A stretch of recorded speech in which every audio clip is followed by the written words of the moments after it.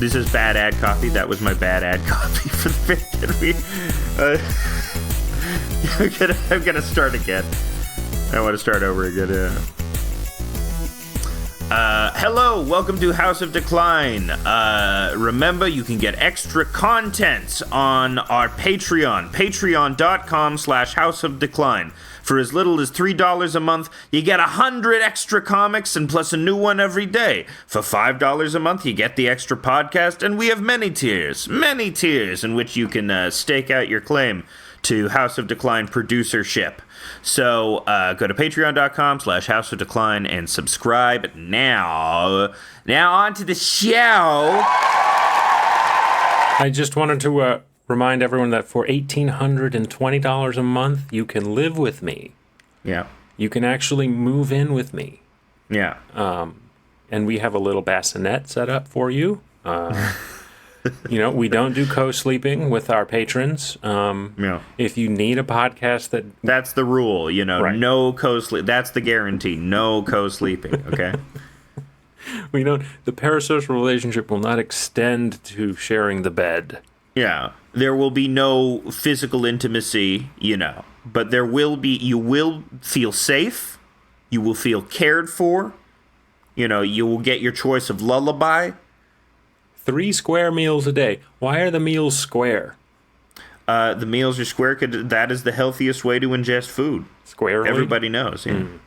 Everybody knows that if you cut your meals into little cubes, that's why in the future, you saw in all those retro futurist ads back in the 60s, everyone would have, oh, here's my roast beef dinner, but it's a little cube or a pill of something. But I prefer the cube fashion, maybe with the edges sanded down so they don't have sharp edges.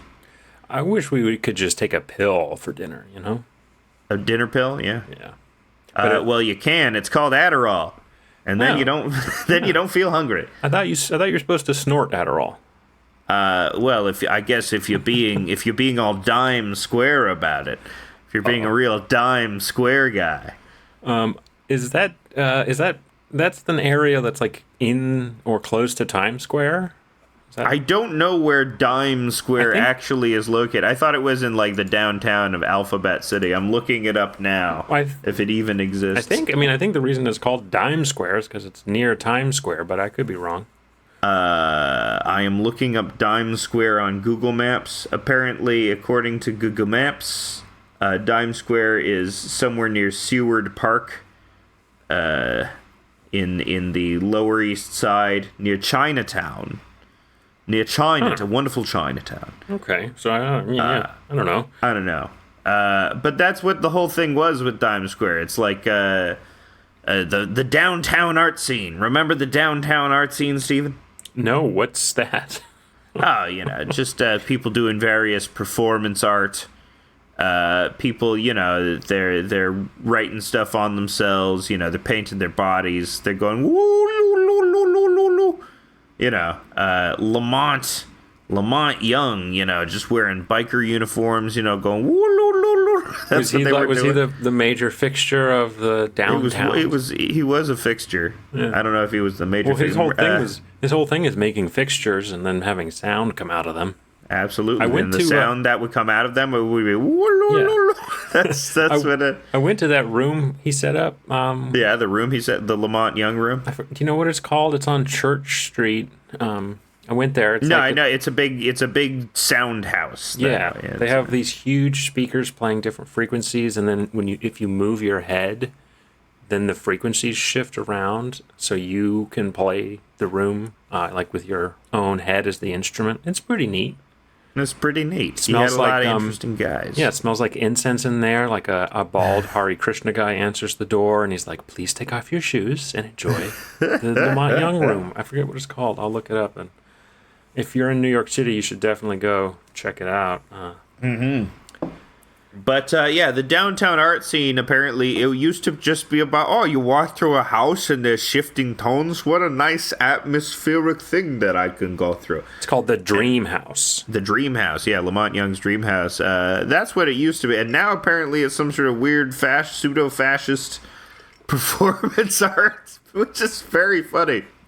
Because to me, what that harkens back to is, someone that we know, Lucian Wintrich, right, did his whole Twinks for Trump thing, and then later did his Brooklyn Trump art piece, where Martin Shkreli contributed a pill. That was Martin Shkreli's contribution, and Milo Yiannopoulos bathed in pig's blood under the photos of people that were killed by illegal immigrants. I wouldn't say that I know this person. I would say we were at the same college, unfortunately. Yeah, we interacted with this. I know this person. I interacted with this person. Oh, yeah. He never interacted with me. I don't think I was hot enough.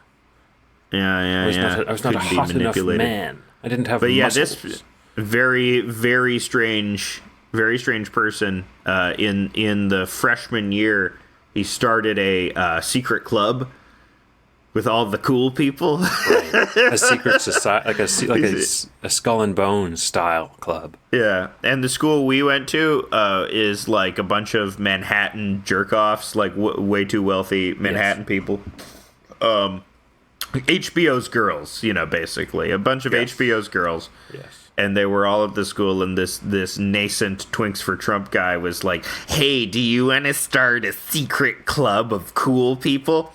So, which is funny. I heard a slightly different version of this. I heard that he was telling people that it was a already established secret club, and he had been chosen to be the person to like pick all the members, and a lot of people got mad when they realized that he was lying, that it wasn't like an established secret club with a lot of history behind it. Because he would like, imagine someone at Yale trying to start Skull and Bones, but Skull and Bones hasn't existed.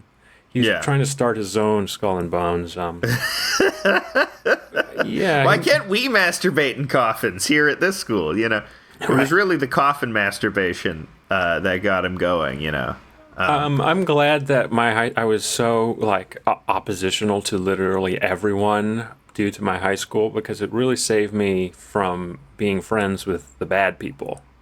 It also kept me from being friends with some of the good people, but you got to count your blessings. Yeah. Absolutely. Well, I was friends with this bad person before I figured out, like, because he lived in the Mooney Seminary that was just south of our school. Mm-hmm. There was a Mooney Seminary. Yeah, there was. And it was the Unification Church bought this property close to our college in the 70s, and at that time, there was a lot of concern because they would drive their buses to campus and kidnap students. And then, so, every so often the college would have to send out some people to go retrieve the students who had been kidnapped by the cult and bring them back, and most of the time, they were all just so totally stoned that it was fine. They were just having a good time. It was just catch and release, Yeah. Get your college student, the Mooney. We here at the Moonies are getting the college. Yeah, but the Mooney Seminary is this weird old. It's like Silent Hill. Yeah. If you ever went in not Silent. It's like Resident Evil, I should say. Okay. If you ever went to the building, very Resident Evil 1. And he lived in this room, and he had he had a bar with whiskeys and highballs, because he's this 19-year-old pisher who's trying to be erudite and cool. He's trying to be John Cheever. He really liked John Cheever for some reason. I remember a lot of details about this guy, because he is a singular fucking asshole, a singular fucking moron. And he had a portrait of Reagan above his bed, and I thought, you're ironic. It's ironic. I had a portrait of Reagan at the house we lived at. There you go. I found at a basketball court in high school. But in your case, it actually was ironic. Oh, yes. This dumb fucking smile that he has. Yeah. I'm Reagan. There's nothing behind my eyes, That's what you sort of have to be in order to... I feel like you have to almost have Alzheimer's to be a beloved president. I guess it's not working out for old Brandon there. I have no idea. I don't care. I don't care what he does or doesn't do. Yeah. Seems like everything's fine. Is everything fine? I don't know. People... it's funny because I log on to social media and people are like, well, this is it. We've lost. This is the end. And I'm like, what the fuck happened? Yeah. It's people really like exaggerating, or it's like after the Mar-a-Lago raid, Steven Crowder was like prepare, war is tomorrow. And then he was like, then the next day arrived and he was like, here's a new shirt. You can buy in my store. It's war. Buy my shirt. Some guy who loves corn wanted to destroy the FBI and tried to shoot at them from cornfields. Okay, cool. Like the band corn or the physical? No, the corn. The food stuff, the staple crop corn. Do you think the band Korn named themselves Korn because of corn? They just love corn. Maybe that way. I'm sure there's lots of etymology of the band name Korn. We could look up the Korn story right now. The Korn story. The Korn story right now. I would love a Lifetime style movie about Jonathan Davis because he went through some real shit. Apparently, so did that guy Corey Taylor from Slipknot. When I was listening to Get Cynical, they talked about Corey Taylor from Slipknot a little bit. Mm-hmm. I never got into Slipknot. They're fun. When thinking of a band name, someone suggested Korn, but the regular spelling. But the band rejected the name. So Schaefer had the idea to spell it with a K instead of a C and a backwards R. So the band's name would appear as Korn. Oh, cool. I was basically right. I was right. The idea of using a backwards R came from the logo of retailer Toys R Us, for which many of the band members have previously worked. The Korn story is a fascinating tale. We tell it every Christmas. Yeah. But do you know why there's a backwards R? Because they all worked at somewhat defunct toys chain, Toys R Us. Yeah, I think it's sort of defunct. What happened to that? It's story? Not in Canada. In Canada, they still exist, but in America, yeah, they didn't all some went bankrupt. venture capitalist firm buy it? Yeah, I think it was Mitt Romney's firm. They bought it, and really? They did the thing which all VC firms do, which is gut it and then leave it for dead. I don't know if it was Bain Capital. And then Silvery explained the music makes the name because Korn's a dumb name, but once we get established, it makes the name cool. Yeah, I like how they had no illusions about it. I don't like how they just all went with it. It's just someone suggested Korn. They don't even remember who suggested Korn. What a great band name. I mean, it does stick in your head because it is dumb. Korn. You just like saying it too. It's not bad, and it certainly didn't. I don't think it hurt them in any way. I also think it sort of describes the music because the music of Korn is very corny. There is like a sentimental aspect to it, which I think. But I think that's what makes it endearing. I think the fact that it's so on the cuff. Off the cuff about its your horrible personal problems in this music. I mean, that's why people relate to it as well. I see. It's hard. It's hard to think of Korn as tough music. I think of it more as brooding music than fight music. Yeah. What's the music you want to put on when you have to do a fight? Bad Reputation by Joan Jett. Oh, I was thinking, what's that other Joan Jett song with the? I Love Rock and Roll. I'll put that one on. All right, I guess it would be Big Bad Leroy Brown by Jim Croce. My current or Moving Out. Anthony's song is good fight music. Yeah, I would do something by the Bee Gees so I could dance. Yeah. Dance fight. More than a woman. And then you're farting on people as is your fighting style. Oh, you'd have the fighting style. I have the fart fight style. Yeah. That's pretty good.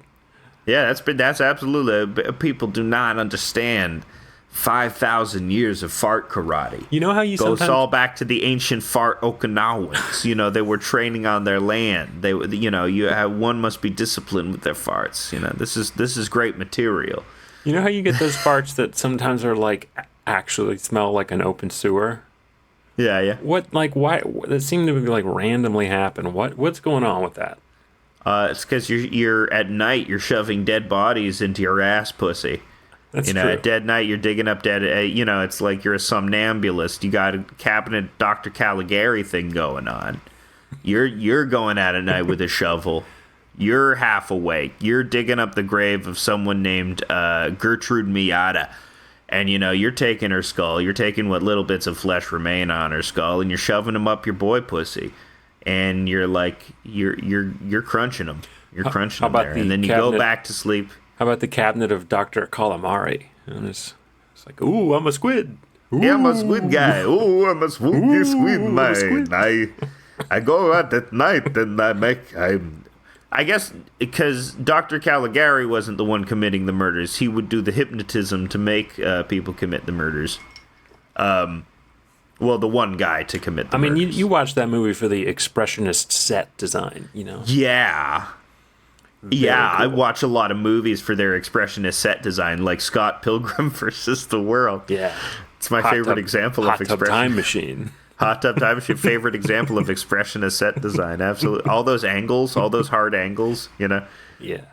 I think culture really peaked with Hot Tub Time Machine because I say that in jest, but it's true. We don't have that type of middle of the road shitty comedy anymore that gets released, especially one that has like a pretty big bankable star for some reason as like the main guy. Like I don't know. Is John Cusack a bankable star? Not anymore. Not after all of his Twitter outbursts. Isn't he left Twitter darling? Yeah, that's why Hollywood's John not Cusack. into that. They don't actually like leftism. Oh, are you kidding? No way. I'm trying to think of the Hollywood commies. Listen. Dalton Trumbo. Yeah, why would you think Hollywood is leftist? It's funny. Well, I mean, that's the pitch that right-wing people are saying. It's saying communists have entered Hollywood. Oh, when come on. Literally there was a whole thing where they rooted out all their communists, and it was a big deal. Yeah, that's why we have like all of these movies like about like killing Middle Easterners every single year. Like you have Marvel movies, and then you have like The Hunt for the 12 Middle Easterners that are left in the Middle East, starring dumb fuck with the haircut. I'm trying to think of like any mainstream Hollywood movie that could be interpreted as having like a communist or socialist message. I think, the Chapo's really... The last one was Avatar. The last one that had a vague anti-imperialist or like... In sort of like a holdover from the 90s. Because there are actually a lot of movies in the 90s had like an anti-imperialist message. And like I'm thinking of Fern Gully. Yeah, I mean... Which is... Oliver Stone makes them sometimes, right? Yeah, Scarface is a very... Yeah, Scarface is you could say is a leftist movie. Well, no, I'm going too far. He's not... I wouldn't go so far necessarily to call him a leftist because I don't know that I'm not like an Oliver Stone expert, but he's anti-imperialist. No, he's meaningfully socialist. Making JFK is that's not a conservative thing to do.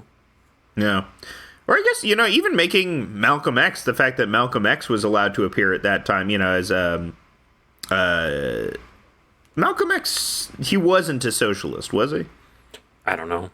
I don't know either. I don't know my Black history that. If I had to guess, what happened was that Malcolm X wasn't at the beginning, and then became more socialist, and then the FBI was like, "Oh shit," and then they killed him. Socialist.net was. I don't know if he can. I don't know. Yeah, I don't think he was like a socialist. Are you browsing the internet? I'm browsing the internet. This is the scintillating radio that you hear on House of Decline. But yeah, the Panthers were socialists, but I don't think Malcolm X was. I mean, the Panthers were communists. They were straight up communists, but Maoists in a lot of cases. But Malcolm, I don't know. Doesn't seem like he fought against injustice. Like certainly his message and his was here's something from Workers' Liberty. Was Malcolm X a socialist? I don't really. I don't. I'm not going to get into this. I'm not an expert on black socialism throughout the 20th century. But if I had to guess, I would say not in a meaningful way. You could call him a socialist or a communist. Let's look at the Google suggestions for was Malcolm X. Was Malcolm X married? Ooh, is there a Mrs. X? Was Malcolm X a ginger? A ginger? Yeah. It says so. Yeah, he may have had reddish hair. Okay, that's fine. And that's really all there was. So yeah, he did sort of have a reddish tint to his hair in his younger days. That's interesting. Okay. That's fine. Cool. Well, I didn't know that. I've always kind of thought he was cool. I mean, I don't know that much, but I think he's pretty cool. Mm-hmm. I don't think, like, what are the big, like, Adam McKay, who nominally identifies as sort of at least more left of center than other Hollywood directors, but his movies have this sort of lib quality to them, the Don't Look Up and Vice and even The Big Short. You know, there is still this pretty middle of the road quality to them, and I wonder if that's just calculated to be like, here's what an audience wants. You know, I'm trying to articulate this to a mass audience, so I can't poke the bear too much. I guess Don't Look Up. Parasite for sure. Like Bong Joon-ho is actually a card-carrying socialist, so I think you could say. But they have cards over there for that? They have cards over there. They have the commie cards. Huh. No, I don't know anything about speculating on a lot of world socialism right now. But I guess, yeah, Parasite was a big hit too, but I'm probably exaggerating that in my head based on the response on Twitter. Like, I don't know how much it penetrated the mainstream consciousness, but like, didn't it win the Oscar though? It won the Oscar, yeah, for sure. But that's not like the next year Coda won, and who saw Coda? You know? Yeah, I saw like the first 20 minutes. Yeah, it's pretty boring. Yeah. So, yeah, but I feel like in the 90s, in that end of history moment, they were okay with letting more oppositional media like be presented, because it was like we've won already. We don't need to care about these criticisms because capitalism will find a way, you know? Yeah, it's interesting now that I'm seeing all these comments like, oh, we lost, our side lost, the left has lost, and I thought that had been, you know, the game had been lost for a while now. Yeah. Well, I guess people always have to say, you know, the people want to wallow in something. I think it's the younger possible. generation realize there's no hope. I think that's what's happening right now. Is there no hope? I generally coast along believing there is hope. Sure, there is, but not in the way that they want, like full transformative change right now. Yeah. I mean, in order to do that, you know, a lot of you are going to have to get pretty good at guns very quickly. Yeah, I mean, you don't want that necessarily. It sucks. It's like... well, at some point, that's sort of the tragedy. It seems like the inevitability of that happening within our lifetime is maybe that's what but it's going to be natural disasters and shit. Yeah. Who knows? It could be some kind of nuclear bomb thing, but it's, for most Americans, like the worst thing that can happen to them is a natural disaster. And, you know, those are going to happen more, and you better be ready to, you know, surf out on a flood if you need to. Get your boogie board out.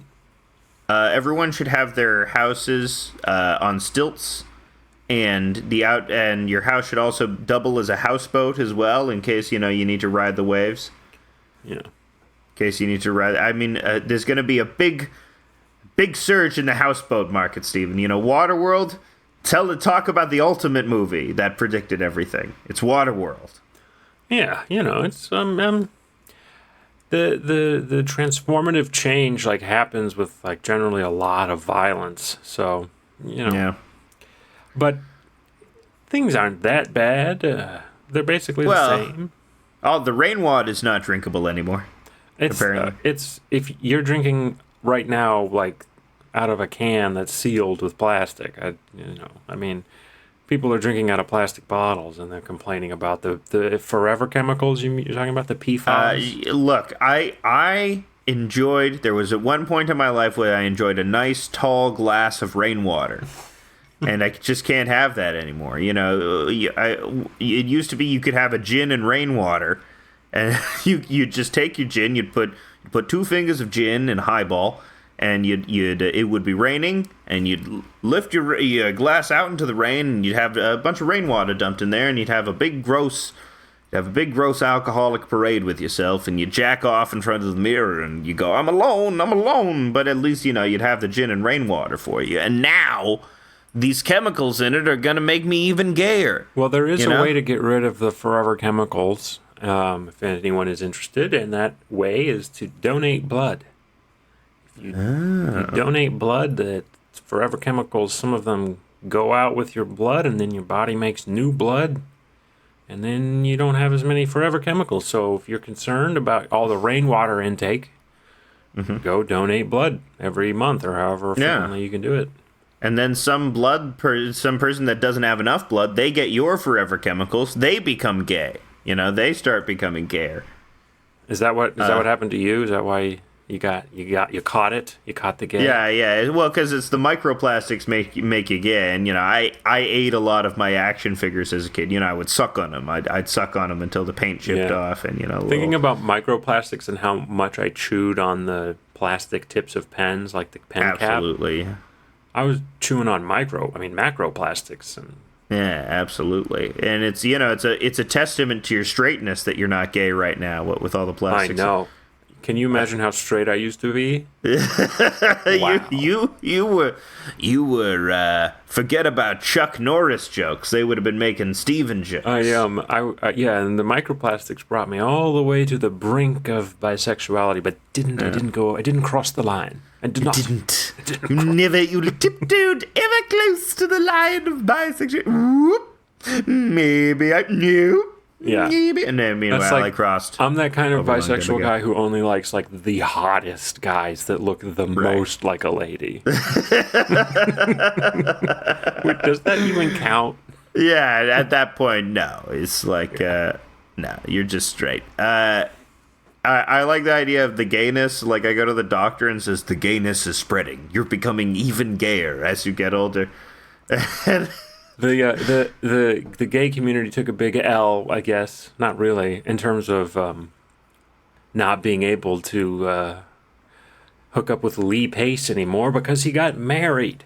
I mean, you can still hook up with him, Well, no, he's monogamous. Is he? I don't know. Is he? I don't know. You don't know that. They could be married, but they could still be fucking guys. I kind of had a little twinge of disappointment. I love Lee Pace, so I was like, God damn it. You think he's beautiful? He's hot? Oh, yeah, he's great. Yeah. He was in a movie I saw recently, which I could talk about, called Bodies, Bodies, Bodies. Oh. Yeah, the critic couldn't take the heat. Yes. That was one very funny part of the discourse, is apparently some critic called Lena Wilson, who looks like an alternate universe, degraded version of Lena Dunham. No, her looks are fine. Yeah, no, I mean, I say looks only in that she's, of the same class of wealthy, obnoxious assholes that Lena Dunham is part of. Okay. Which is funny, because that's what the movie's about, too.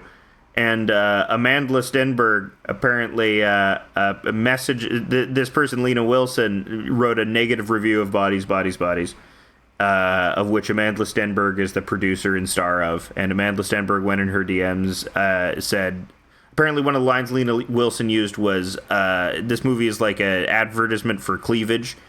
And Amanda Stenberg wrote some sort of playful comment in her DMs. And then Lena Wilson said, this is... blew up the DM and said, "This is not okay. You have so much social power over me." And everyone was like, "Whoa, lady, I mean, cool it." That was not. I couldn't parse this because I don't like. You couldn't pay me to look up who these people are and what the movie is, because it's not. I'm.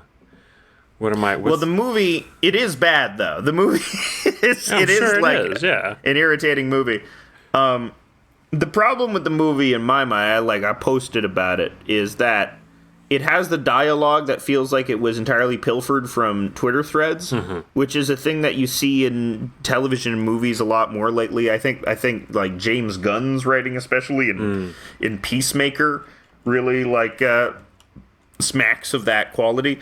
And the goal is of this type of writing is that, oh, you want to create dialogue that's realistic, and here are people that are having these quote unquote realistic conversations all the time on social media, which is the problem because, no, people aren't having realistic conversations on social media. They're being a character on social media, and they're sort of presenting who you are in text is very different than who you are just conversationally talking. So I feel there is this tendency to think that just assembling Twitter threads together will make believable dialogue. And what's interesting too is it's assembled of these stock characters, these annoying millennial / Zoomer stock characters. Mm-hmm. Which it's funny that's a thing now. That is just like an archetype.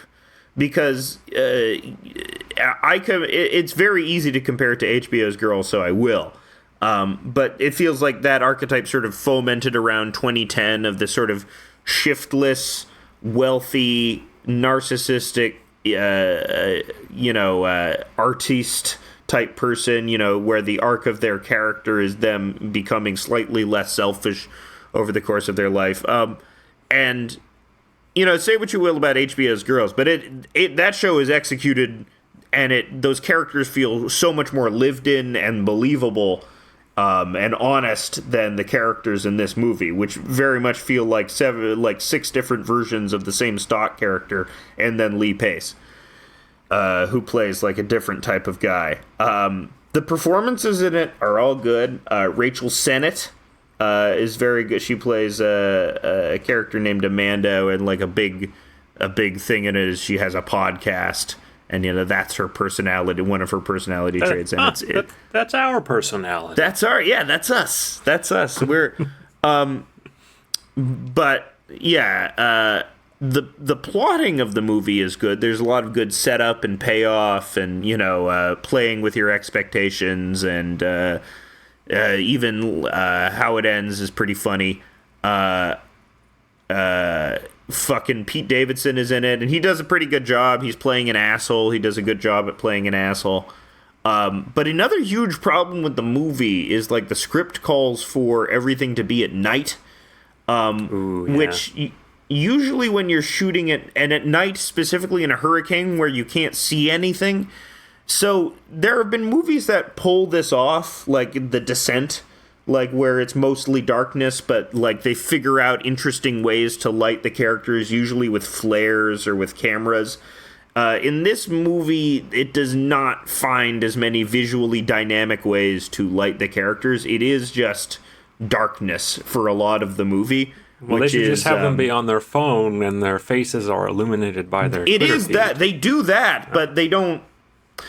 They could have heightened it. I think it's weird because they have these very stock characters, but the movie is supposed to have this sense of verite to it as well, and sort of they want to have it both ways, where this movie is at once realistic, but on the other hand heightened because of the sort of pseudo comedic portrayal of these awful millennial types, and it's interesting, the problem with Girls that a lot of people had, but I think is what sort of makes the show cool, is that you're never sure if you're supposed to like these people or not. You're never sure if you're supposed to identify with them. Because they're horrible, but they're also relatable in certain ways. And I think that is executed much better 10 years ago.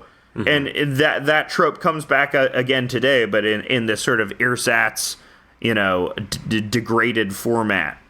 But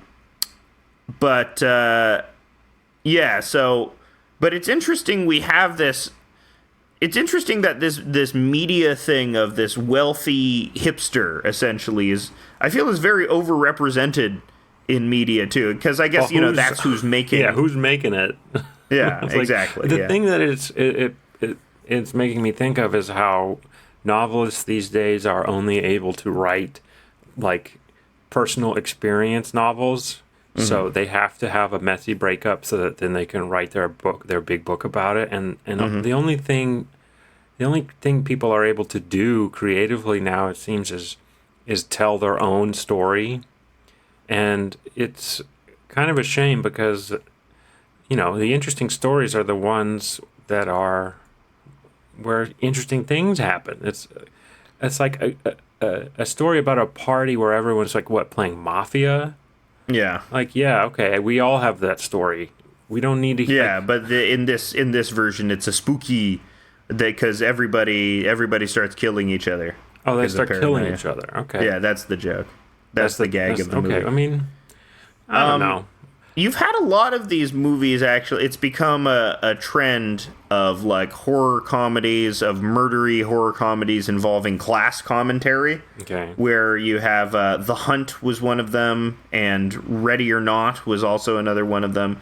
But in those movies, like, the wealthy people are portrayed much closer to how I understand wealthy people, which are dumb, much dumber, much less sort of invested in this Brooklyn-y culture, And I guess maybe that's also why I didn't like the movie, because it hits too close to home, maybe, in the same way that Spinal Tap, rock stars didn't like Spinal Tap because they were like, this happened to us. This isn't funny. This happened to us. Yeah, we did get lost in the basement of the Coliseum, and we were not able to find where we could get on stage, and the crowd got very angry. What a good movie. Yeah. But I don't think it's that, because I would have liked it more if it was closer to realism. It's the fact that it's these stock characters interacting that really sort of took me out of it and left me unable to sympathize with a lot of these characters. But I think the other interesting thing about this movie is that I went and saw it with a friend, and I was making these comments with my friend, but my friend liked it unequivocally. But then my friend saw that the person who had made the story for the movie was the lady who wrote the cat person story, and he instantly was like, this movie sucks! This movie's shit! Oh, that's a shame. I mean, I didn't find the cat person thing to be like a deal breaker for... everyone can have a redemption arc. I'm sure the cat person could have a redemption arc. What was the cat person thing about? The cat person was just about, like, a relationship with a male manipulator. Oh, was she writing about her own life again? She's writing about her own life. But, okay, that's the other thing about it. It's not even about using self as reference, because I think when you're writing about anything, or when you're writing fiction, you're always using yourself as a reference, because you can't, but the trick is you pair it with imagination, right? Well, what if I could picture myself doing something I haven't done before? And because yourself is not just yourself either. You are many things at many different times. You could be a heroic version of yourself. You can be a cowardly version of yourself. You've experienced that at any different time. So I think you can always use that to extract. But I think what you're saying, I have to have specifically experienced something in order to write about it. I have to draw one-to-one from my real-life experience. That a lot of people sort of... I mean, you could know you go to the bestseller list or the new books list, and the plots are like how I had, like, how I overcame, like a book, like a novelization, a fiction book about a girl or boy who, like, gets over their worst relationship out of college and finds themselves in a new career, and that doesn't work out. And I mean, it seems like the only people who are actually using their imaginations are the young adult authors, and they're using their imaginations to come up with some terrible stuff too. So I really don't know what's going on. I just think humans overproduce creative content, and there's really only like a little portion of them that is worthy of mass like consumption. But we have to just churn and churn all this schlock out, so we can mine through it to find the gold nuggets. Yeah, and we might not be a part of those gold nuggets. Let's see if we are. Correct. And it's like I felt like that with my own artistic output of music. Like I've contributed to the canon, sort of a tiny bit, a minute, like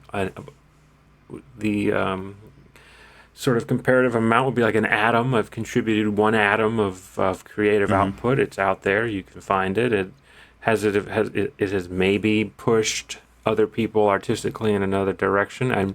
I'm certain my guitar playing has pushed people away from guitar music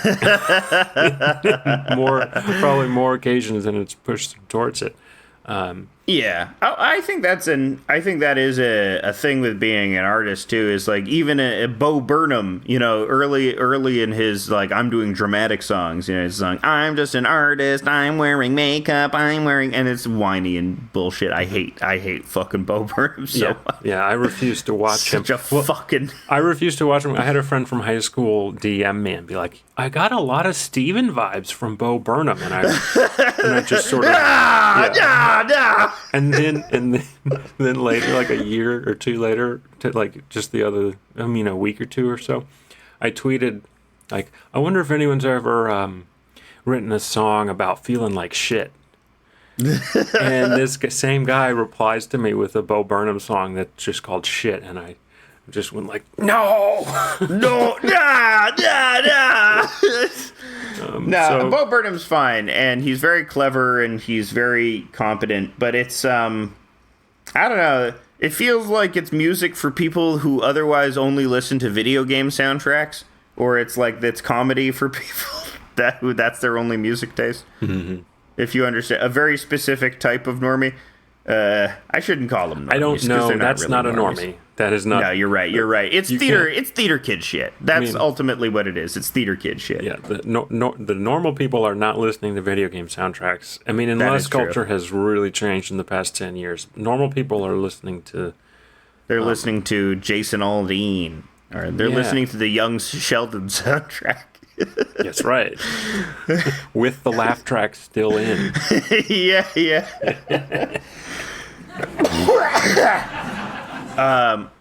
Young Sheldon, of course, the only comedy that exists today, the last one. And I'm glad it was there. The last comedy on TV? Yeah, it's the only one. They should make, I don't know, they should make like a sitcom again. Weren't they going to bring back Frasier? Yeah, I think they were going to bring back Frasier. I think they should make Frasier gay in this one. I think they probably had a conversation with Kelsey Grammer, and then they were like, maybe we're going to put this on hold. Because he's very right wing. Yeah, or you can't. Is he more right wing lately because he's been empowered by the Trump train? Possibly. Have you been keeping tabs on? Have you been doing your right wing watch? No, I haven't been doing that. I've been. What have I been doing? Are you the Will Sommer of Kelsey Grammer? Yeah, I've been keeping tabs on the right wing upstart Kelsey Grammer. I've been hanging out in the Discord and saying crazy stuff. Basically, what I've been doing is like trying to find memes and then post them in the Discord. Mm-hmm. That's like what I like, kind of just trying to find memes. I'm like. I tell my wife, I'm like, quiet, I'm mining for memes. There you go. I'm deep in my meme mine. Mm-hmm. Because, you got to have a good meme channel. Exactly. Everybody likes memes. Yeah. Everybody likes it when they replace some sort of message in a news story with goblin mode. Yeah, goblin mode. Went so goblin mode? Yeah. That's it's very old at this point. The meme that is hot right now is the lady explaining something to a man, but she looks drunk. Okay, yeah. My governor used the meme recently. Your governor? The governor of Michigan. The lady explaining me? Yeah. So it's really, funny. You guys have to quit beating these things into the ground. Yeah. A good meme should not be shareable. It should be so specific that only 3 people enjoy it.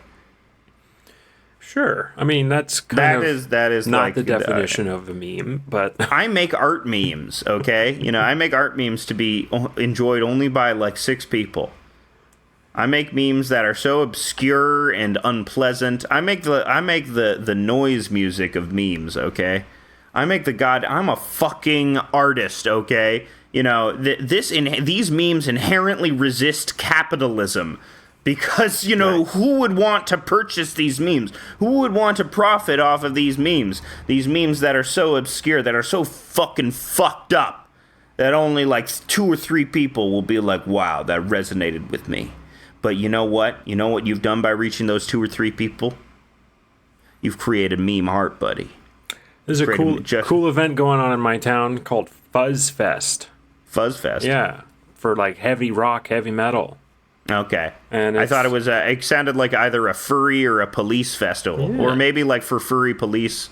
Are furry police officers called the Fuzz? That would be very cool if there was a furry police officer. I'm sure there's one. Can you imagine? There's got to be one. Yeah. Oh furry cops. Oh, I would love for him to show up in a full wolf uniform and just like tasering my balls. Very racist, yeah. It's like, oh, taser my balls, you furry daddy! Come on, tase them. Yeah, absolutely. That's my fetish, is to have my balls tased by a wolf. By an anthropomorphic cop wolf. Yeah, with like abs. Yeah, they got washboard wolf abs. Yeah. Yeah. Do you want it to have a human-like penis or a wolf-like penis? Oh, wolf-like penis. Definitely. Absolutely. Oh, yeah. You're going all the way. Oh, You're going all the way. Yeah, it's no good if they don't have the actual animal-like penises. This Fuzzfest thing is cool, man. I want to go, maybe. This heavy metal festival that's not a furry headliner police is officer. Human Skull. That's a great name for a band. Yeah, let's see. I'm going to read some of the bands. Scissor Now. And Scissor Now! Yeah, Mazinga. Okay, here we go. Barbed Wire Playpen. Okay, great. Here's one. Die Laughing. Metal. Caveman, Woodman, and Barn Moss. I like that one. I like those guys. Yeah. I like Caveman, Woodman, and Barn Moss. Yep. Dr. Pete and the Cytotoxic Nyatiti Band. You know they're into some fucked up shit. Yeah, dude. This is awesome. I want to go to this show. Fuzzfest. A lot of big freaks in Michigan. A lot of big rock and roll freaks in Michigan. Yeah, I want to get back into doing some live music. Get my loud as fuck twin reverb out. Mm-hmm. And get my I got one of the, what's it called? I got a Little Big Muff. A Little Big Muff, which is a fun pedal because it's like a big muff, but it's the little version. So it's right, yeah, little big muff.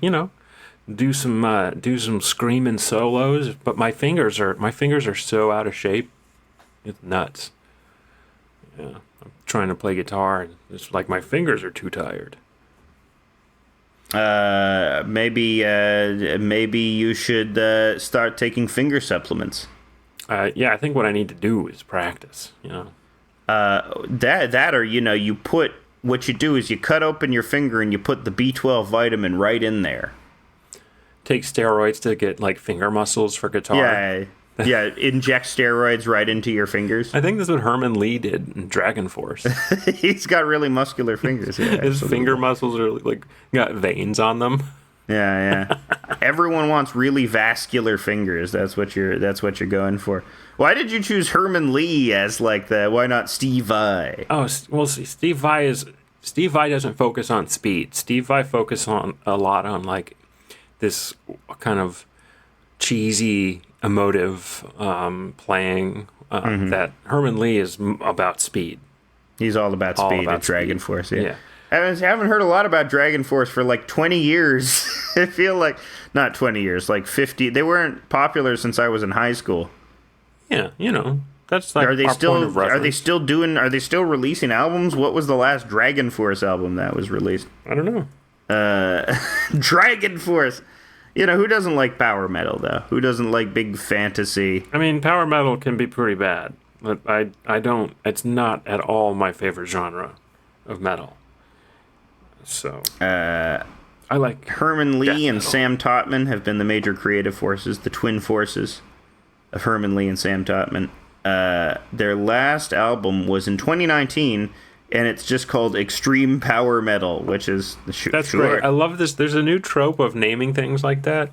Yeah, just like naming your video game, like Cultivation video game.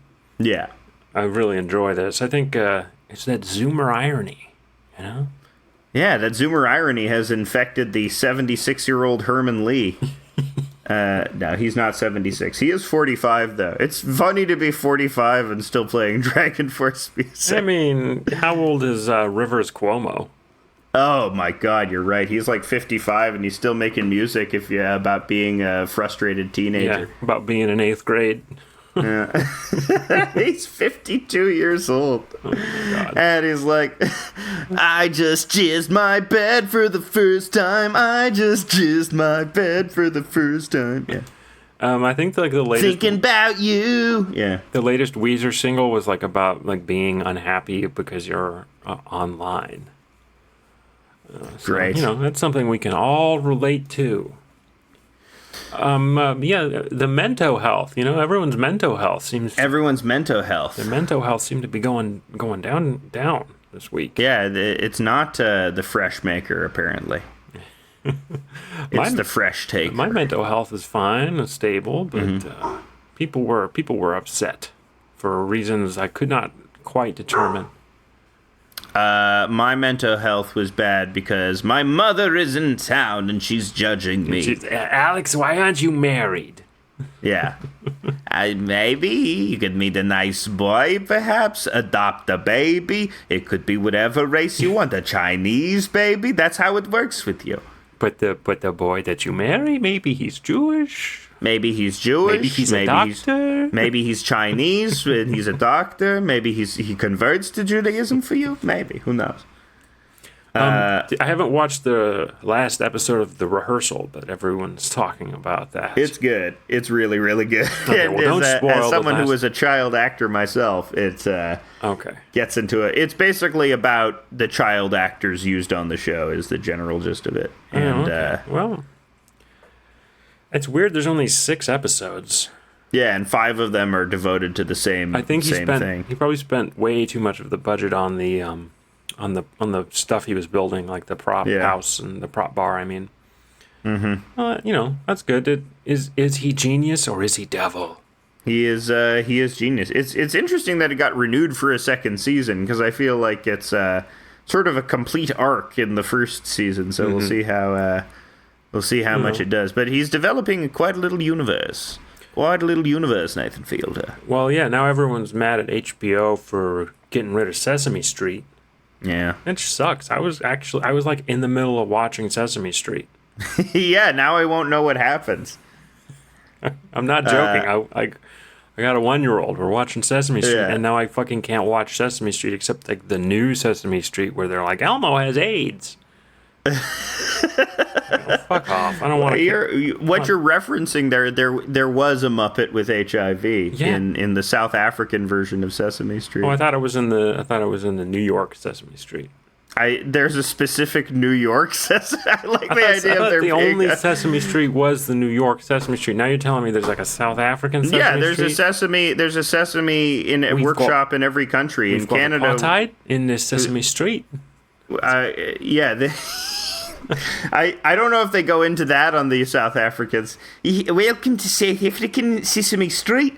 The Muppets are only allowed in certain areas.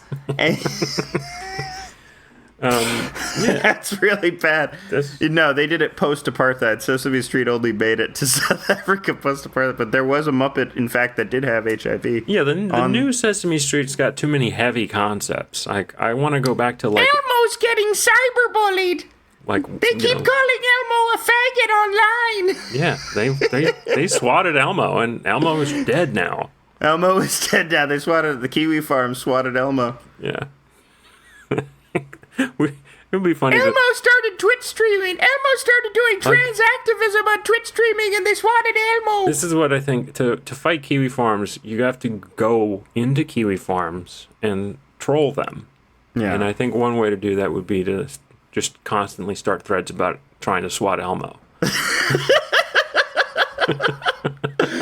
Look at this fucking degenerate. Look at this goddamn degenerate. We talk about a lot about the self-infantilization of the queers. Yeah. And here's Elmo, this they, them. He's Elmo-sexual, of course. Yeah. I mean, you know, it's... so the other debate, the other discourse this week was like the removal of these TV shows and movies from HBO Max, and people were acting like it was like one of the worst things to have ever happened, which I thought was very interesting. I think it's I think if you like because I have a lot of animators, a lot of animators on Twitter I follow, and it does suck to like work really hard on something and then for all of the official ways to get it, you can't get it anymore. But we were talking about that last week with Esther about this increasing problem of digital preservation, and here it is. Well, I do think I don't know, dude. If you're making a show for HBO, you're not that you don't own that. Like you don't own that's not yours. That's theirs because you signed a contract. And this attitude, like they're surprised that a corporation would not treat them with respect. Like, yeah, dude, you signed up to work for the evil corporation. Well, it's interesting because I think artists also got used to the idea that there was like a golden age of media preservation when physical media was still like a thing, when you could still have market DVDs and VHS and stuff like that, because studios suddenly had an incentive to make physical copies of something. Mm-hmm. And before that, in like the 50s and 60s, studio like BBC famously taped over like 200 Doctor Who episodes because they're like, no one's going to want to watch these anymore. Right. It'll take them ever. And it's weird that we've gotten back to that again because people it's just far more convenient for streaming, and streaming sort of incentivizes getting rid of this massive library of stuff, since only like the top 10% of stuff gets streamed. I mean, I don't think they deleted it. They just, you can't access it on streaming anymore. Yeah, you can't access it through official. I mean, everyone's pirating it now. Can't the people who made it access it themselves? Yes, they can, but it's also like the reason why they did it was especially like they did it specifically so they wouldn't have to pay residuals to the animators. So there was like a labor thing with it as well. Animators are getting screwed on healthcare as a result of healthcare that they aren't promised necessarily. How is it healthcare? Oh, because the residuals pay into the animators' health insurance. Okay. I mean, but they could have. So they had no idea that this was potentially something that could happen. Well, in a way, yeah, because HBO Max was vaunted as like, this is the best streaming service. The people who are in control right now are really good, and then this merger happens and everything gets upended, seemingly against better judgment too. Because I think HBO Max was like growing very rapidly on the back of its good content, Yeah, I don't know. I mean, we were talking about this before we started recording. Like, do the majority of quote unquote normal people watch the prestige TV on HBO? No, but it's not just about the prestige TV as well. It's about the fact that it could potentially have been more than that. It was also just like a dumping ground for a lot of Warner Brothers movies and shit like that as well. And it had like the best film streaming library out of anything, and that's all being axed. And it was growing in popularity because of like it's not going to be like a huge thing, but it's going to have enough numbers to have legs. But it's strange to me. It's just strange to me to be upset about it when it's like, what did you expect them to be like? Do you not know what companies are like? Yeah. I think it's upset because it's an emotional response to something you worked on being treated poorly, maybe, I mean, what also baffles me about this is, like, how is this not going to incentivize people to do what we do? There's a certain smugness from our angle because, like, when you're independent, you own all your shit, to some degree. I don't watermark it, but, like, there's no way that the only way that our stuff could be taken off is if suddenly our web hosting, goes south. And that's less likely to happen than, say, a weird, disastrous merger. Right. And, we just find a new web host. And yeah. I mean... Twitter also controls so if Twitter fucks up, we get a lot of traffic through Twitter. I suppose I could blame it through that. But yeah, the corresponding thing for us would be like Twitter all of a sudden has a new rule where you're not allowed to draw dicks, Yeah. and they ban you.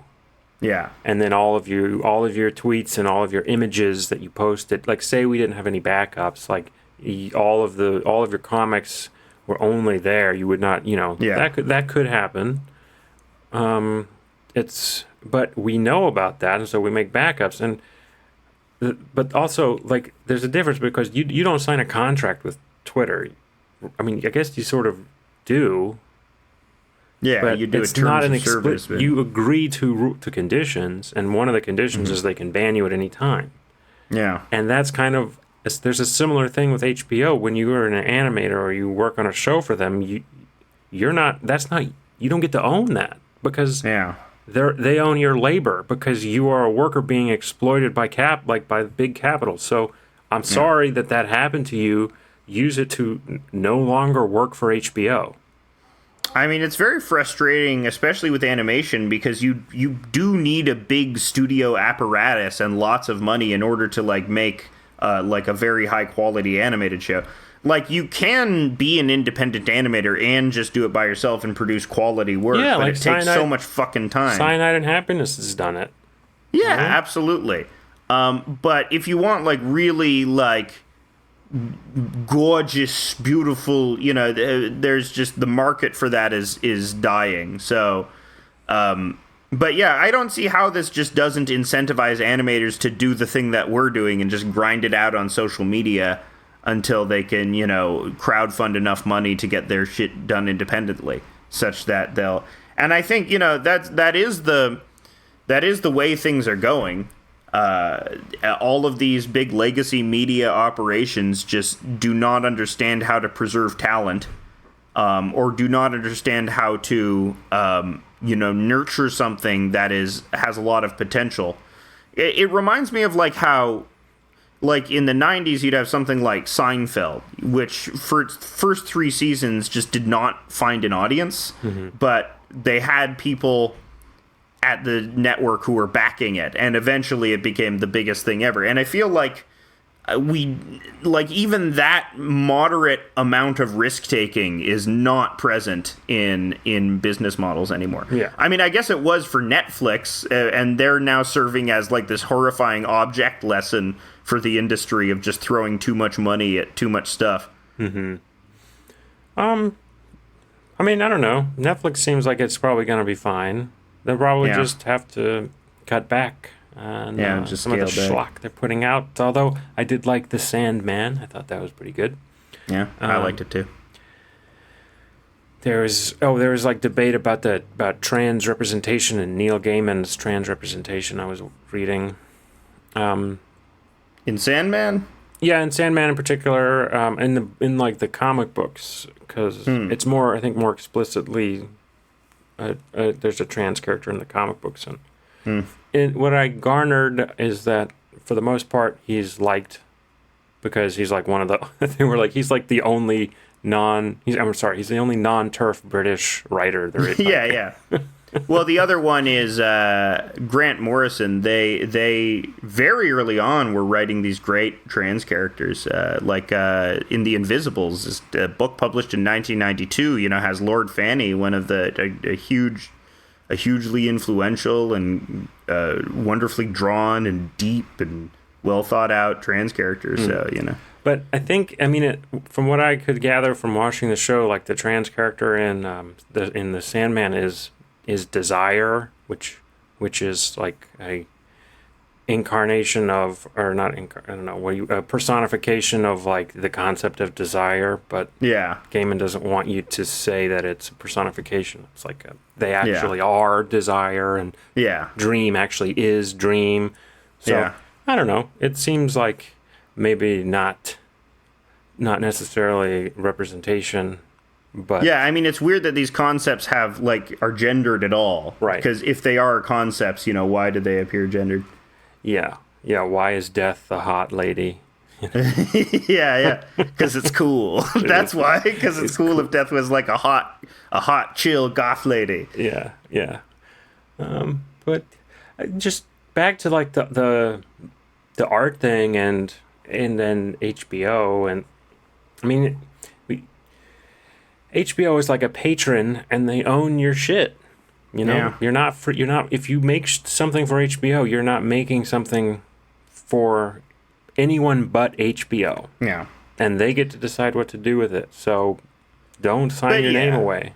It's sort of lamenting how stuff is now, because even back in the day, the shittiest one-season cartoon would still get a DVD release, and you could still, you know... They don't do that anymore. Yeah, they don't do that anymore. So it's like, I think that's what a lot of people are expressing frustration over, too, is like, there was a time that they distinctly remember in their lives when they had access to more versions of media, so... Yeah, there's a lot of... I mean, this sort of happened to me.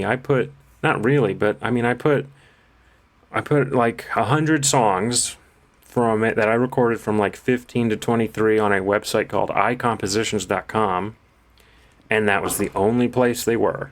I didn't have backups.